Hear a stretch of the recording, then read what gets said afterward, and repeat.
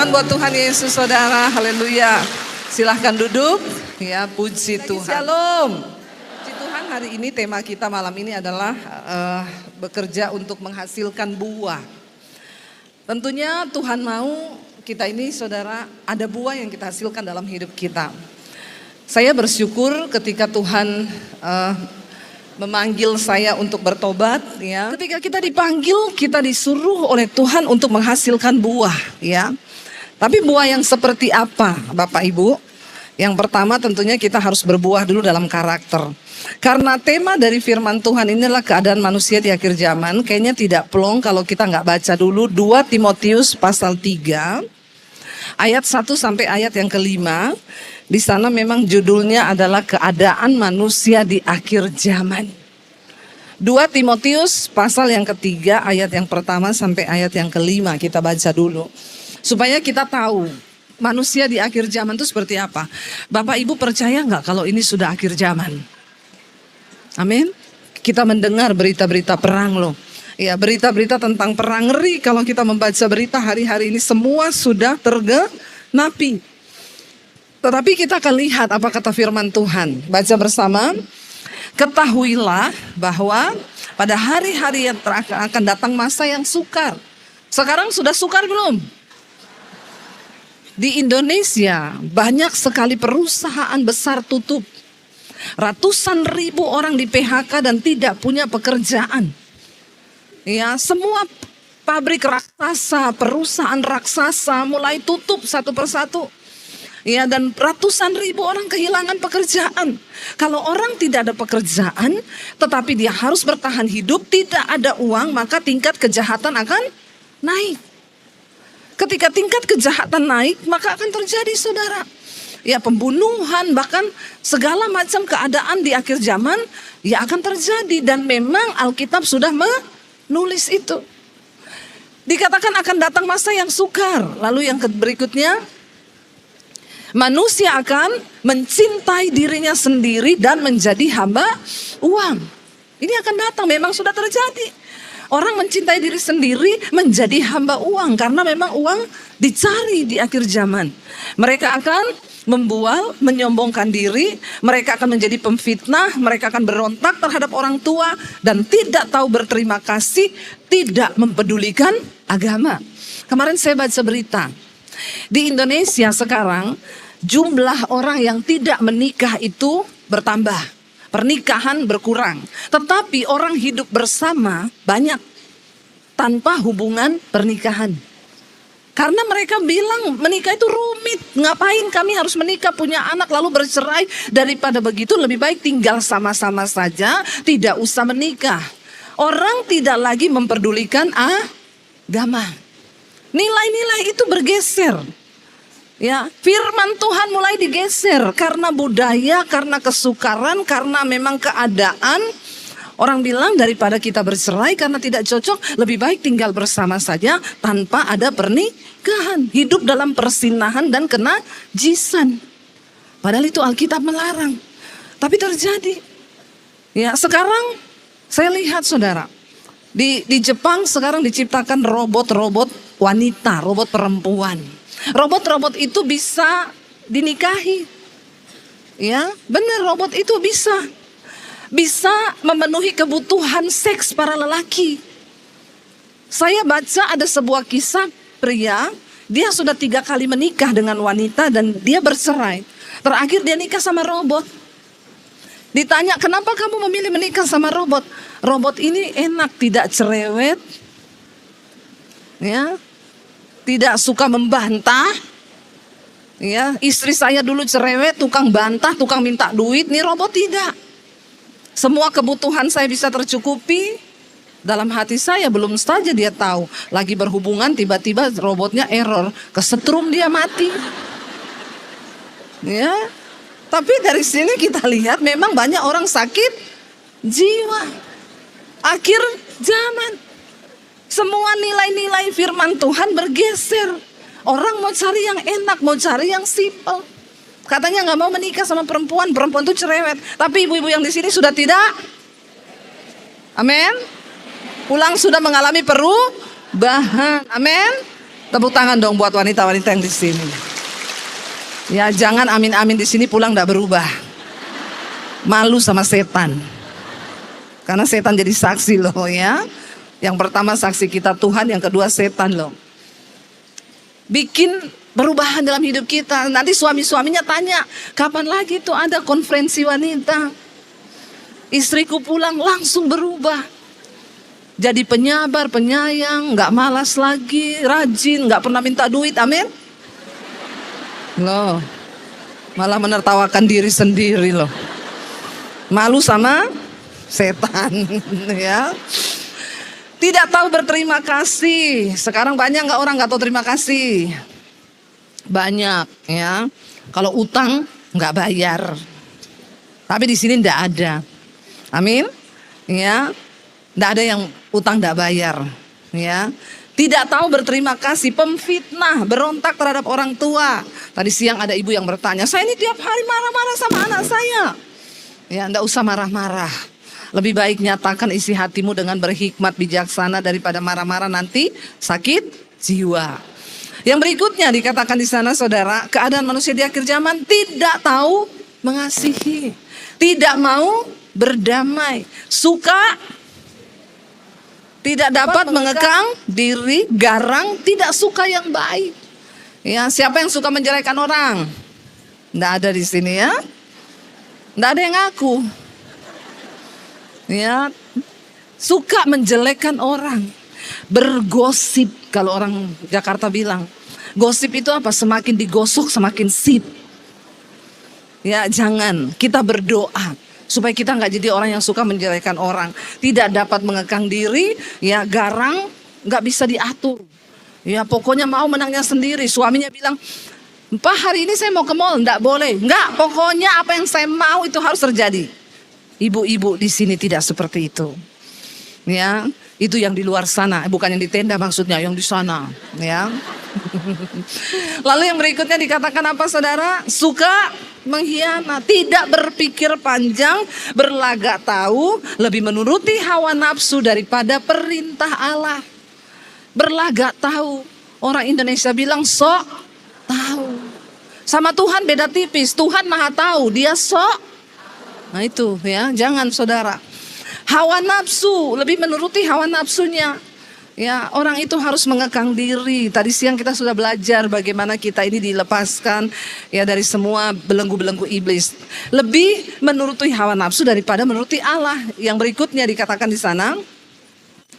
Ya, ayat yang berikutnya. Secara lahiriah mereka menjalankan ibadah mereka, tapi pada hakikatnya mereka memungkiri kekuatannya. Jadi yang tadi siang sudah kita bahas. Secara lahirnya tiap hari Minggu masih ke gereja. Kalau ke gereja pakai baju baru ya. Kata-katanya firman terus ya. Nyanyinya rohani. Tapi kelakuannya rohana. Ya. Statusnya rohani terus ya. Tapi kelakuannya roh halus. Ini perlu bertobat ya.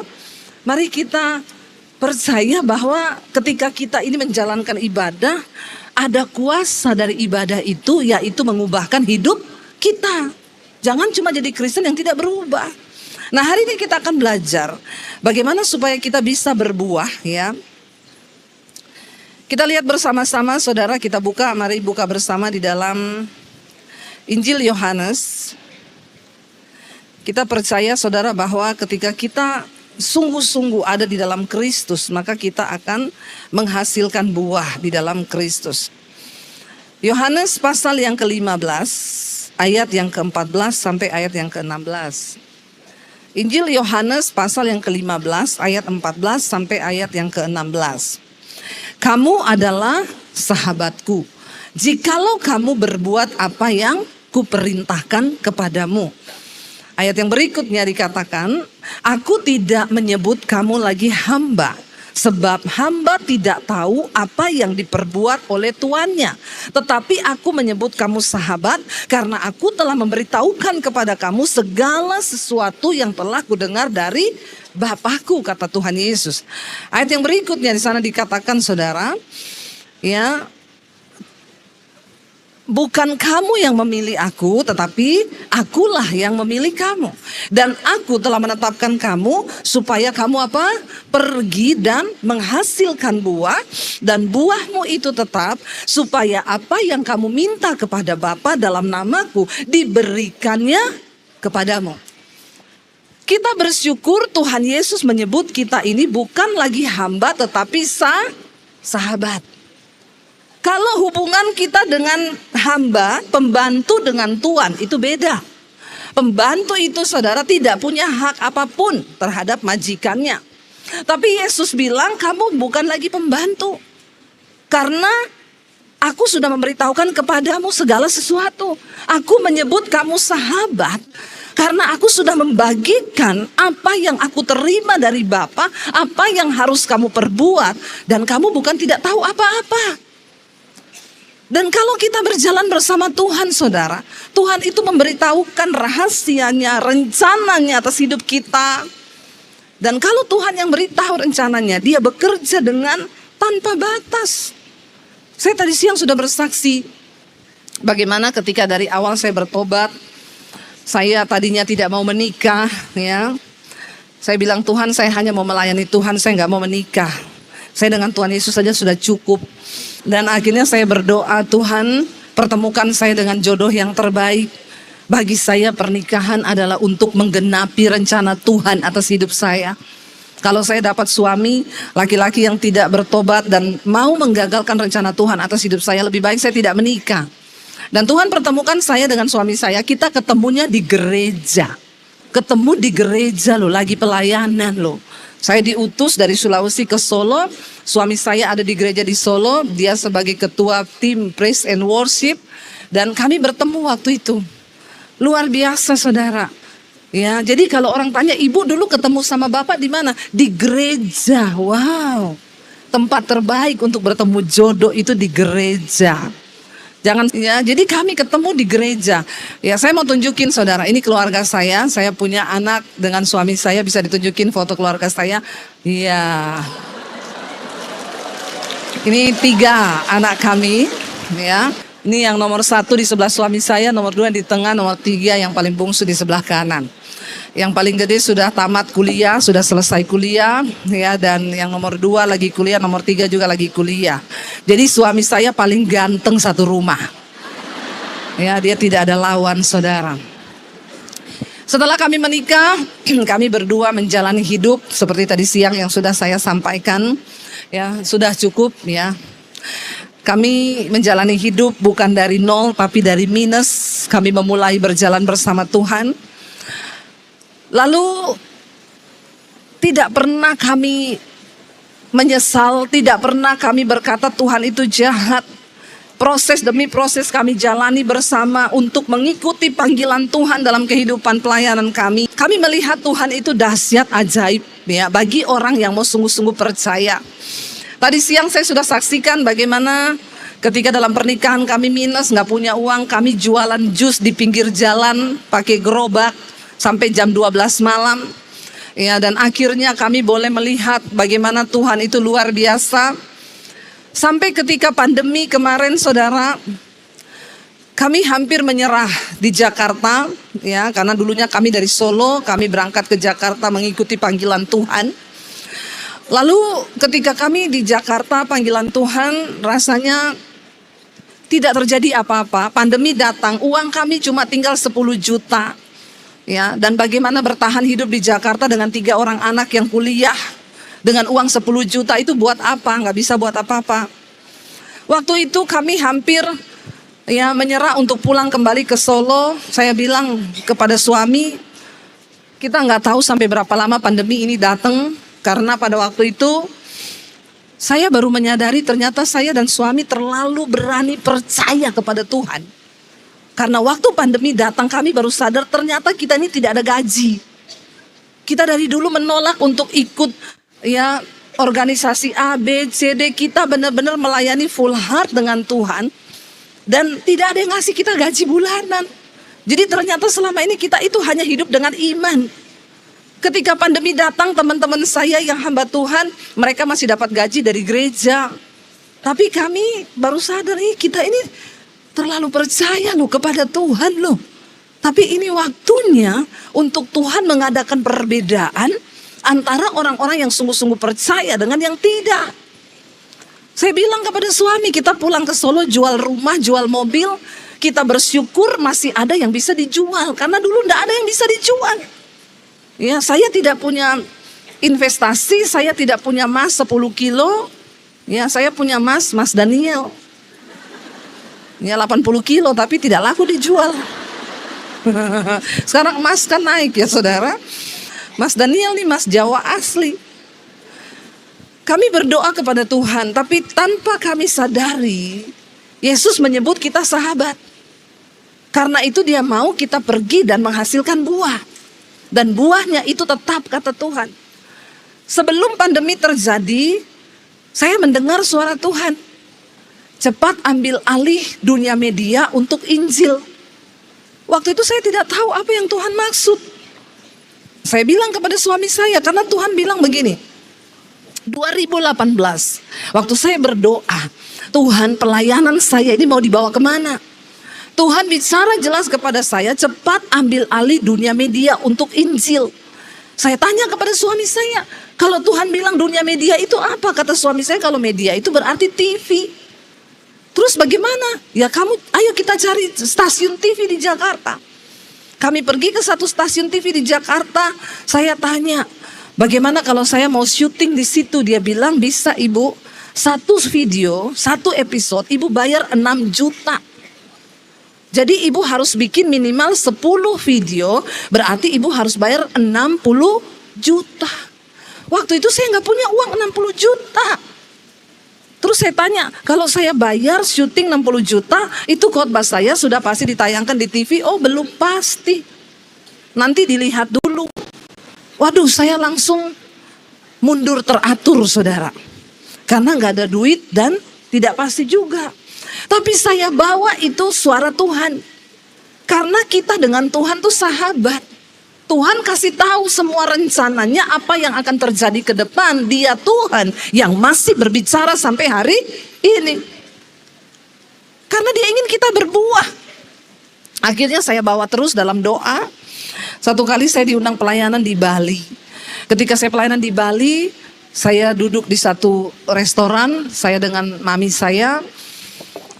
Saya lihat ada orang syuting di situ, saudara pakai itu kamera. Saya tanya, Bapak, ini buat apa syuting ini? Oh, kami mau bikin TV. Di mana TV-nya? Di YouTube. Oh, memang bisa. Oh iya, sekarang sudah beralih semua ke YouTube. Oh, gitu saya tanya. Dia bilang, iya semua orang artis-artis sekarang sudah beralih ke YouTube 2018. Saya pulang ke Jakarta, saya bilang sama suami, saya sudah dapat apa yang Tuhan suruh. Kita beritakan Injil lewat YouTube. Suami saya tuh garuk-garuk kepala. Apalagi ini maksudnya? Udah ayo, kita tidak perlu pakai peralatan yang canggih. Pakai iPhone sudah cukup kalau hanya untuk YouTube. Karena orang cuma lihat di handphone. Lalu kami mulai dari situ. Tidak ada yang tahu, ternyata tiba-tiba 2020 terjadi pandemi. Ya, pandemi datang, gereja tutup, orang tidak bisa beribadah. Saya baru melihat di situ apa yang Tuhan katakan terjadi. Tuhan bilang, ambil alih dunia media karena tahun depan aku akan memberkati engkau dengan tuaian bangsa-bangsa. Dan bukan hanya tuaian bangsa-bangsa, berkat bangsa-bangsa. Saya melihat saudara itu terjadi.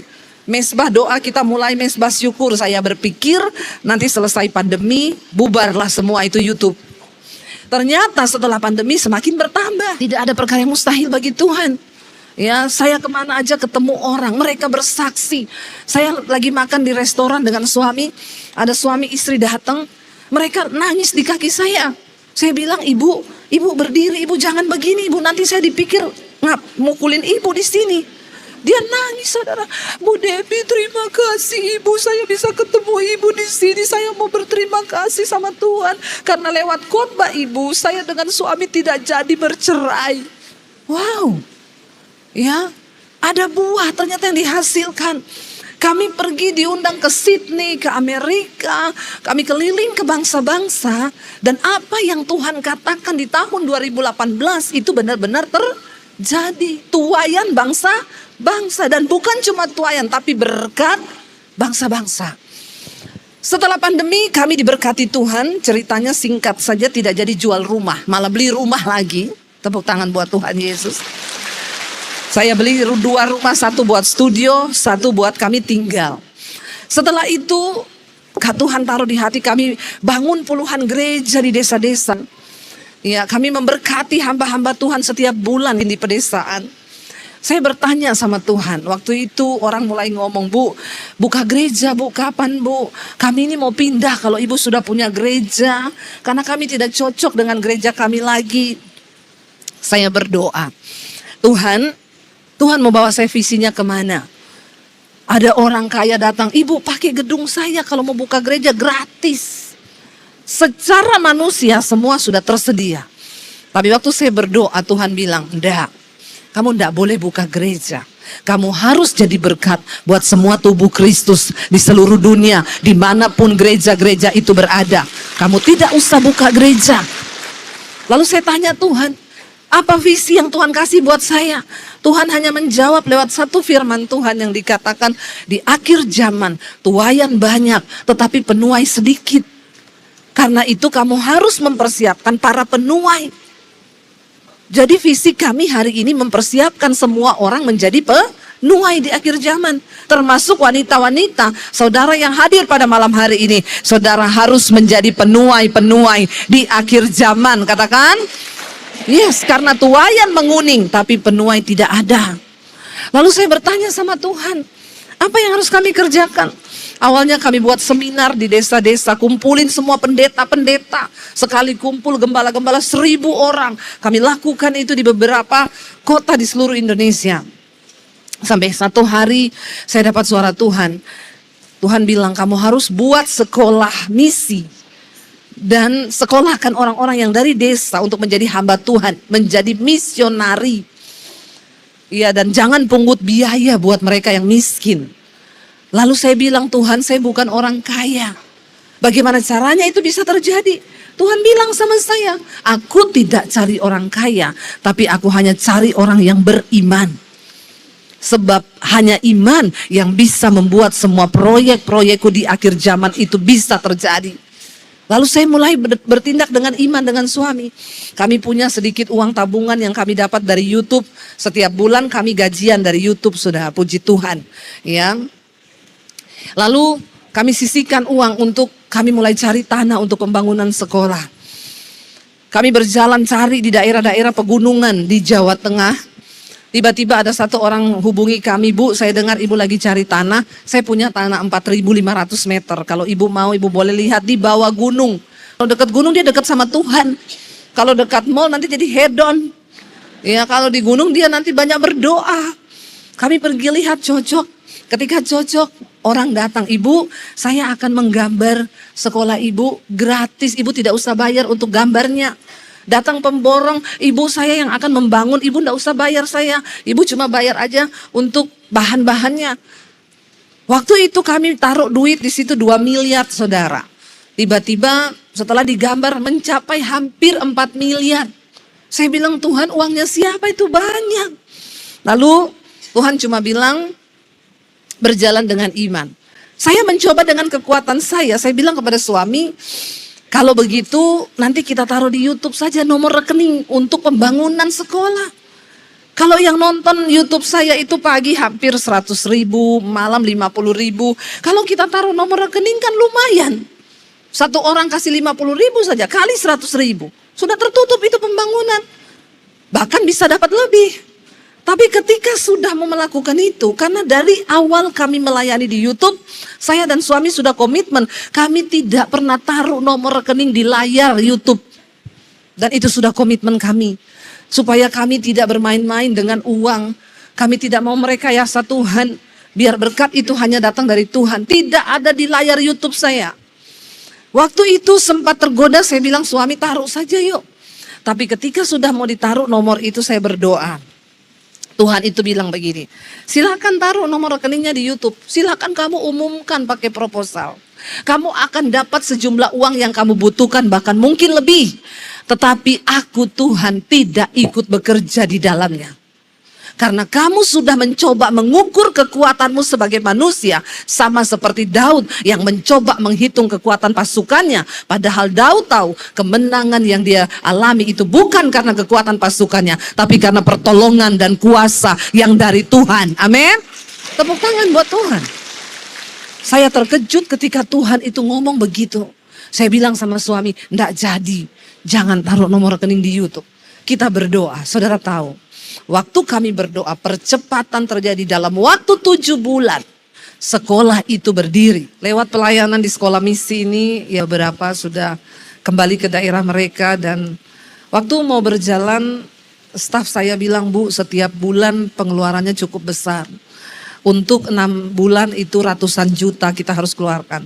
Saya bilang kita berjalan dengan iman dan ini proyeknya Tuhan. Kalau ini proyeknya Tuhan, semua pasti Tuhan yang bekerja.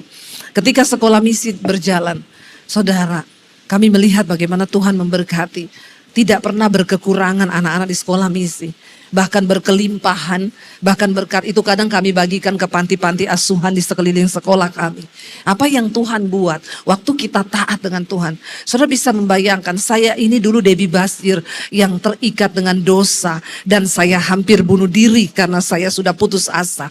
Tapi waktu saya berjumpa dengan Tuhan Yesus, Tuhan ambil hidup saya dan dia angkat saya dan dia bawa saya untuk menghasilkan buah. Hari ini mungkin saudara bertanya, bagaimana saya bisa menghasilkan buah? Kita semua tidak perlu masuk sekolah Alkitab untuk jadi pendeta, amin.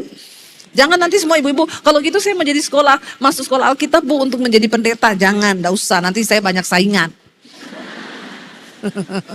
Enggak ya. Dimanapun Bapak Ibu berada hari ini, itu adalah ladang pelayananmu. Saya cuma mau tutup dengan satu kesaksian ini. Setiap malam di mesbah doa, saya membagikan firman Tuhan. Saya berkata untuk menjadi penuai di akhir zaman, untuk menghasilkan buah, kamu harus dengan apa yang ada di tanganmu hari ini. Pergi dan hasilkanlah buah. Lalu saya berkata, kalau Anda seorang guru, jadilah guru yang menjadi penuai. Murid-murid itu adalah jiwa yang harus engkau layani. Kalau engkau seorang dokter, maka pasien itu adalah jiwa yang harus kau layani. Lalu ada seorang guru, saudara. Dia punya anak murid di sekolah itu, anak ini nakal sekali. Satu saat anak ini, dia tusuk mata temennya itu pakai pensil. Ya, dan masuk ke dalam mata. Sehingga orang tuanya datang ke sekolah, mengamuk di sekolah. Dan anak ini dipaksa untuk dikeluarkan dari sekolah. Lalu guru itu teringat bahwa itu adalah jiwa yang harus dia layani. Dia meminta izin sama kepala sekolah untuk mengizinkan dia melayani anak ini. Lalu dia diizinkan. Dia panggil anak ini ke kantor. Dia tanya sama anak ini, kenapa kamu menjadi nakal seperti itu? Di rumah setiap hari bagaimana orang tuamu? Anak itu nangis dan bilang, aku setiap hari lihat mama papa berantem. Papaku mukul mamaku. Mamaku nangis. Dan anak ini dibesarkan dalam kepahitan, luka batin. Dia melihat orang tuanya berantem di rumah. Lalu guru ini mencoba untuk memanggil orang tuanya datang ke sekolah. Waktu dipanggil datang ke sekolah, gurunya bertanya, Ibu, Bapak, bagaimana Bapak dan Ibu hidup di rumah dalam pernikahan? Mereka jawab, oh baik. Kami berdua baik-baik saja. Rumah tangga kami baik. Itu yang saya bilang, banyak orang sakit tapi merasa sehat. Padahal sakit. Akhirnya gurunya ini kan tidak mungkin melaporkan, oh anak kamu bilang kamu di rumah bertengkar, kamu di sini gini. Gurunya cuma bilang, oh iya, kalau begitu tolong perhatikan anakmu. Malam harinya ibu guru ini mengirimkan khotbah saya kepada mama anak ini. Dia bilang begini, Ibu, dengarkan khotbah ini ya. Saya berdoa supaya kita sama-sama berdoa supaya anak ibu bisa dipulihkan. Supaya dia tetap bisa bersekolah di sini. Lalu ibu itu mulai mendengar khotbah saya. Waktu dia dengar khotbah saya, dia menangis. Lalu dia mulai WA ke orang guru ini. Dia bilang begini sama guru itu. Terima kasih ya sudah mengirim khotbah. Saya mau cerita Bu, boleh? Oh boleh, dia telepon. Diangkat sama ibu guru. Langsung mamanya ini nangis, ibu ini. Dia bilang, saya selama ini rumah tangga saya itu tidak baik. Suami saya kasar, dia jadi curhat. Bayangkan di luar sana ada begitu banyak ibu-ibu yang hidup dengan hati yang terluka. Tidak ada tempat. Tapi ketika ibu guru ini menyadari bahwa dia harus menghasilkan buah, dia mulai bagikan firman Tuhan. Akhirnya dia mulai berdoa buat ibu ini. Dia bilang, ibu sabar, ibu terus ikuti saja tuh khotbah-khotbahnya Ibu Debbie. Saya yakin Tuhan pasti bekerja. Bapak ibu percaya enggak? Hari ini keluarga itu dipulihkan Tuhan. Mereka sama-sama menjadi jemaat mesbah doa saya. Suami istri dipulihkan, mereka hidup dalam kasih. Dan anak mereka sekarang bisa terdidik dengan baik, tidak nakal lagi. Karena orang tuanya sudah dipulihkan Tuhan. Anak mereka pun ikut dipulihkan Tuhan. Ini namanya kita berbuah. Dan Tuhan bilang, aku memanggil engkau supaya engkau pergi dan menghasilkan buah. Di sekeliling kita ada begitu banyak jiwa yang perlu kita layani. Ayo jangan cuma jadi orang Kristen ibu-ibu yang cuma duduk-duduk di kursi gereja, datang ibadah tapi kita pulang tidak pernah melakukan apapun untuk kemuliaan Tuhan. Kalau kita satu saat menghadap Tuhan, Tuhan gak tanya rumahmu berapa, mobilmu berapa, perhiasanmu berapa. Tuhan cuma tanya, berapa jiwa yang sudah engkau bawa bagiku. Karena bekerja menghasilkan buah, itu artinya kita mempersembahkan jiwa bagi Kristus. Kita bangkit berdiri bersama ibu-ibu.